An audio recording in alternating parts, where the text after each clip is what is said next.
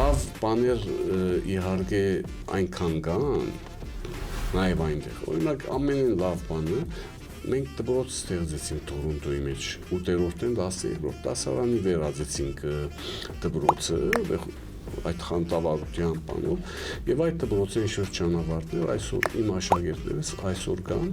որ Հայաստան տեղափոխված են եւ իրենց սորվածը դուրսի համալսարաններում, դուրսի պրոֆեսիոնալ շրջանակներում մեջ Հայաստան բերած են։ Դպրոցը հաջողած է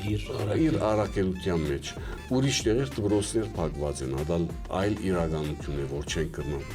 Ուրեմն Մելքոնյանը Լիբանանի մեջ 40-50 ամենօրյա վարժարանները ուր են, օրինակ համար կամ Սուրիա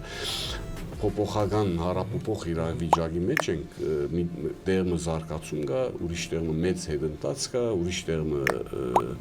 տանտաղ մահ կա, ուրիշ տեղը տանտաղ աճ կա, սա է կյանքը։